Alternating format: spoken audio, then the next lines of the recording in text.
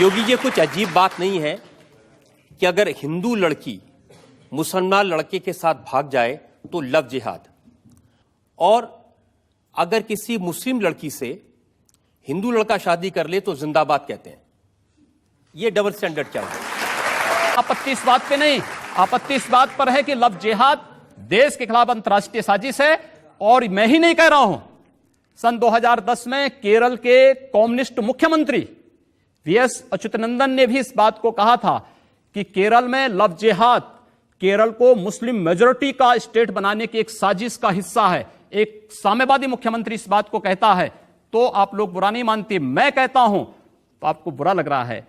मुझे लगता है कि इस पर अवश्य आत्ममंथन होना चाहिए। बुरा इसलिए लग रहा है,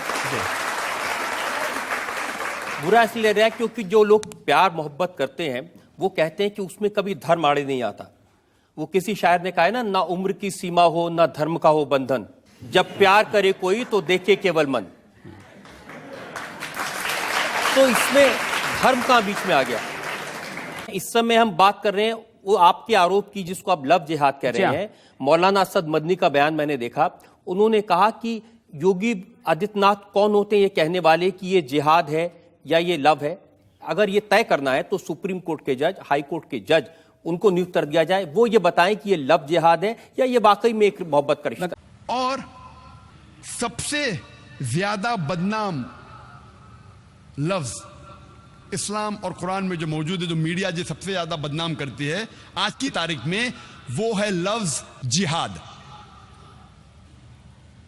और मीडिया ऐसा पेश करती है कि जिहाद की मानी क्या है। मीडिया कहती है कि जिहाद मतलब कोई भी मुसलमान जब जंग करता है कोई भी वजह से, चाहे अपनी जाती वजह हो, चाहे पैसे के लिए हो, चाहे पावर के लिए हो, चाहे ताकत के लिए हो, चाहे इलाके के लिए हो, कोई भी वजह से अगर मुसलमान लड़ता है उसे कहते हैं जिहाद। और ये गलत फहमी सिर्फ गैर मुसलमानों में नहीं, कई मुसलमानों में भी है। मीडिया इसे इतना आम कर चुका है कि गैर मुसलमान तो छोड़ो, आजकल अक्सर मुसलमान भी समझने लगे हैं कि अगर कोई मुस्लिम लड़ता है कोई भी वजह से, चाहे जाती वजह हो, चाहे पैसे के लिए हो, चाहे पावर के लिए हो, चाहे इलाके के लिए हो, उसे कहते हैं जिहाद। जिहाद की मानी बिल्कुल नहीं है।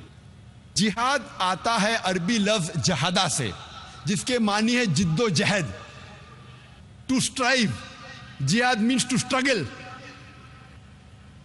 और इस्लामिक शरीयत ने इसकी मानी है कि जब एक इंसान अपने नफ्स के खिलाफ जिद्दोजहद करता है अल्लाह सुब्हाना व ताला के अहकामात पे अमल करने के लिए, इसे कहते हैं जिहाद। ये अफजल जिहाद है। जिहाद के मानी है जिद्दोजहद। और इस्लामिक पस मंजर में अगर एक मुसलमान या कोई इंसान अपने नफ्स के खिलाफ जिद्दोजहद कर रहा है अल्लाह सुब्हाना व ताला के अहकामात पे अमल करने के लिए, इसे कहते हैं जिहाद। अगर एक इंसान जिद्दोजहद कर रहा है माशरे को सुधारने के लिए, इसे कहते हैं जिहाद। अगर एक इंसान मैदान जंग में जुल्म के खिलाफ जिद्दोजहद कर रहा है, इसे कहते हैं जिहाद। अगर एक इंसान हक के लिए, अपनी जान बचाने के लिए मैदान जंग में इन सेल्फ डिफेंस अगर जिद्दोजहद करता है, इसे कहते हैं जिहाद। जिहाद की मानी है जिद्दोजहद। It means to strive and struggle, जिद्दोजहद करना। आमतौर पे अगर एक तालिब इल्म, एक स्टूडेंट एग्जामिनेशन में पास होने के लिए जिद्दोजहद कर रहा है, इसे भी कहते हैं जिहाद। ये आम जिहाद है। जो पहले 4 मानी मैंने कहा वो जिहाद फी सबलिल्लाह, अल्लाह के राह में जिहाद करना। जिहाद कई किस्म के हैं। जिद्दोजहद करने को कहते हैं जिहाद, लेकिन अल्लाह के अहकामात पे अमल करने को कहते हैं जिहाद फी सबलिल्लाह। मीडिया अक्सर जिहाद का तर्जुमा करती है अंग्रेजी में होली वॉर, पाक जंग। जब हम होली वॉर को अरबी में तर्जुमा करते हैं, पाक जंग, अरबी में से कहेंगे हर्ब मुकद्दसा।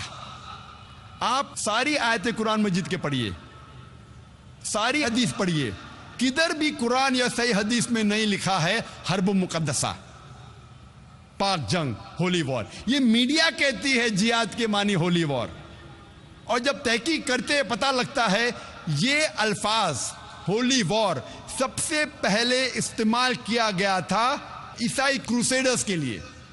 جب عیسائی کروسیڈرز عیسائیت کے نام پہ ہزاروں انسانوں کا قتل کر رہے تھے، اسے کہا گیا تھا ہولی وار، اور آج استعمال کیا جا رہا ہے مسلمانوں کے لیے. یہ ہے میڈیا کا پاور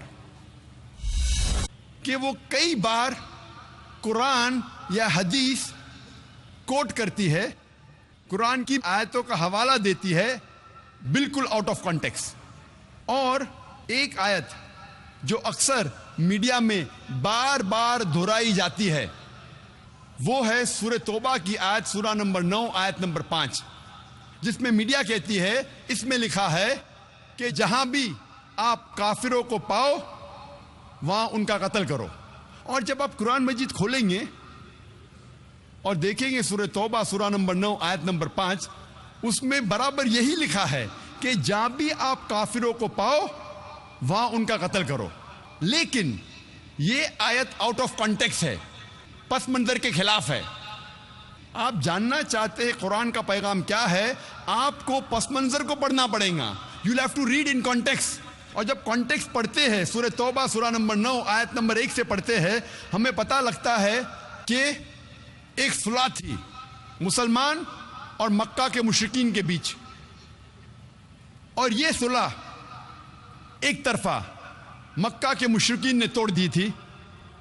تو اللہ سبحانہ و تعالی سورہ توبہ سورہ نمبر 9 آیت نمبر 5 میں انہیں چیتونی دیتے ہیں، انہیں وارننگ دیتے ہیں، مکہ کے مشرکین کو خبردار کرتے ہیں اور کہتے ہیں آپ کے پاس 4 مہینے کا وقت ہے، آپ سدھر جاؤ ورنہ اعلان جنگ. اور جنگ کے میدان میں اللہ سبحانہ و تعالیٰ فرماتے ہیں اور مسلمانوں سے کہتے ہیں، جب بھی دشمن، جب بھی کافر میدان جنگ میں آئیں تو جہاں بھی آپ کافروں کو پاؤ وہاں ان کا قتل کرو. یہ آیت میدان جنگ میں ہے. آپ پس منظر دیکھیں گے تو یہ آیت میدان جنگ میں اللہ سبحانہ و تعالیٰ فرماتے ہیں جب بھی دشمن میدان جنگ میں آپ کے ساتھ لڑنے آئیں، جو ایمان نہیں رکھتے، جو کافر ہے، آپ ڈرو مت، ان کے ساتھ ڈٹ کے مقابلہ کرو. اور عام طور پہ آپ جب بھی دیکھو کوئی بھی آرمی جنرل، مثال کے طور پہ ایک جنگ اگر ہو رہی تھی امریکہ یو ایس اے اور ویتنام کے بیچ، but natural army general of U S A یہ کہیں گا اپنے سپاہی سے جنگ کے میدان میں، وہ یہ نہیں کہیں گا ڈر جاؤ اور بھاگ جاؤ، وہ یہ کہیں گا کہ جب بھی ویتنامیز، جب بھی دشمن آئے آپ ڈرو مت، آپ ان کا قتل کرو. عام طور پہ کوئی بھی سپاہ سالار، کوئی بھی آرمی جنرل اپنے سپاہی کی ہمت افزائی کرنے کے لیے جنگ کے میدان میں یہی کہیں گا کہ ڈرو مت، اب لڑو، جہاں بھی دشمن کو پاؤ آپ ان کا قتل کرو. تو وہی تو قرآن مجید میں اللہ سبحانہ تعالیٰ فرماتے. لیکن کئی بار دشمن اسلام آؤٹ آف کانٹیکسٹ کوٹ کرتے ہیں. اور انٹرنیشنل میڈیا کے علاوہ ہندوستان میں بھی کئی دشمن اسلام ہیں. اور ایک بہت فیمس رائٹر، لیکھک جو اسلام کے خلاف لکھتا ہے، اس کا نام ہے ارون شوری. وہ یہی آیت کا حوالہ دیتا ہے اپنی کتاب ورلڈ آف فتواز میں، اور کہتا ہے قرآن میں لکھا ہے سورہ توبہ سورہ نمبر 9 آیت نمبر 5 میں، جہاں بھی کافروں کو آپ پاؤ، بریکٹس میں وہ کہنا چاہتا ہے ہندو، جہاں بھی آپ کافروں کو پاؤ وہاں ان کا قتل کرو. میں پوچھتا ہوں کہ اتنے ہندو یہاں رہ رہے ہیں، کیا عام طور پہ مسلمان ہندو کا قتل کرتا ہے؟ اور ورس نمبر 5 کے بعد ارون شوری چھلانگ مارتا ہے ورس نمبر 7 پہ. کیوں؟ کیونکہ ورس نمبر 6 میں اس کی بیماری کا علاج ہے. ورس نمبر 6 میں کوئی بھی انسان جس کے پاس تھوڑا بھی عقل ہے وہ فوراً پہچان لے گا کہ اس میں کچھ گڑبڑ ہے. کیونکہ ورس نمبر 6 میں اس کی بیماری کا علاج ہے. ورس نمبر 6 سورہ توبہ سورہ نمبر 9 آیت نمبر 6 میں اللہ تعالیٰ فرماتے کہ اگر مشرک، اگر کافر، اگر آپ کے دشمن امن چاہتے ہیں تو انہیں صرف چھوڑ مت دو، لیکن ان کو حفاظت کے ساتھ ایسی جگہ پہ لے جاؤ جہاں وہ محفوظ ہے. escort them to a place of security. دشمن کو صرف چھوڑو مت، ان کے ساتھ جاؤ اور ایسی جگہ پہ انہیں چھوڑ آؤ جہاں وہ محفوظ ہے. آج کے تاریخ میں کتنا بھی دیالو سپاہ سالار، اگر دشمن امن چاہتا ہے کہیں گا اپنے سپاہی سے چھوڑ دو، بٹ کوئی سپاہ سالار یہ نہیں کہیں گا کہ اس کو اسکارٹ کرو، اس کو حفاظت کے ساتھ ایسی جگہ پہ لے جاؤ جہاں وہ محفوظ ہے.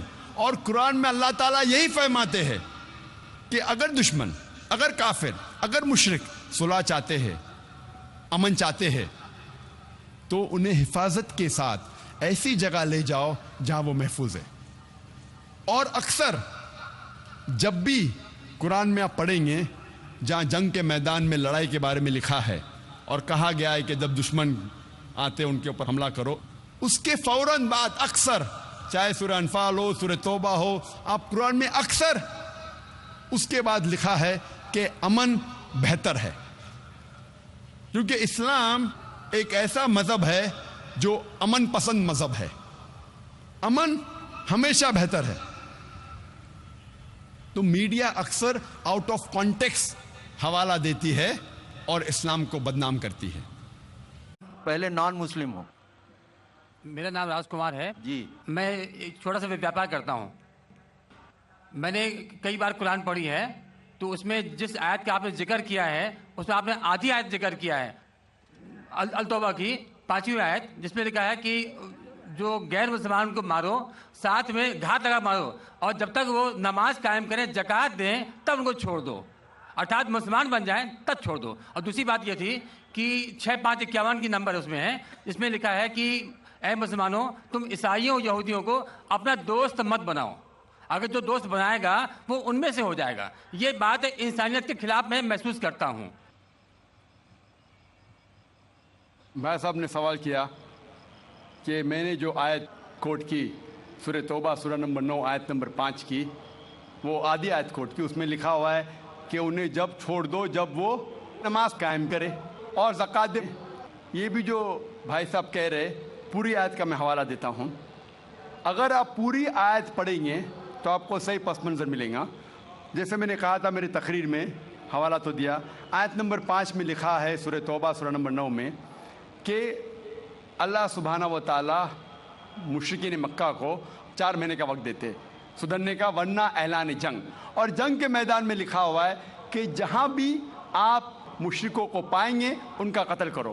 Wait for them in every stratagem of war, ان کا انتظار کرو اور میدان جنگ میں ان کا قتل کرو. لیکن اگر وہ ریپینٹ کرے، مطلب معافی مانگے، کئی وجہ ہے، اگر وہ معافی مانگے، نماز پڑھے اور زکوٰۃ دے تو چھوڑ سکتے ہیں. مطلب وہ اسلام کو قبول کرے، یا وہ صرف امن چاہتے ہیں. تو کئی آپشنز دیے گئے ہیں. ایک آپشن ہے کہ اگر وہ ریپینٹ کرے، معافی مانگے، اسلام کو قبول کرے تو بھی چھوڑ دیجئے، یا وہ امن چاہتے ہیں اور اسلام قبول نہیں بھی کرے تو بھی چھوڑ دو. آگے آیت میں لکھا ہے آیت نمبر 6 میں، آیت نمبر 6 بھی اس کے ساتھ ہے نا، کہ اگر وہ امن چاہتے ہیں تو ان کو حفاظت سے ایسی جگہ پر لے جاؤ جا کے وہ محفوظ ہے. تو بہت سے آپشنز دیے گئے ہیں. لیکن اگر وہ آپ سے جھگڑا کرنا چاہتے میدان جنگ میں تو ان کا قتل کرو. اگر جھگڑا کرنا چاہتے تو قتل کرو، اگر جھگڑا کرنا نہیں چاہتے ہیں، بولتے امن چاہتے تو چھوڑ دو، اگر وہ معافی مانگتے، اسلام قبول کرتے پھر بھی چھوڑ دو. تو کئی آپشن دیے گئے ہیں. یہ کہنا غلط ہے کہ وہ اسلام قبول کرے تو ہی چھوڑو. کئی آیتیں آپ کو کانٹیکسٹ میں پڑھنا چاہیے. پھر سے آپ صرف ایک پارٹ آف دا ورس نکالیں گے اور کوٹ کریں گے، لوگ کو پھر سے غلط فہمی ہوتی ہے. تو یہ صحیح جواب ہے کہ بہت سے آپشن دیے گئے ہیں.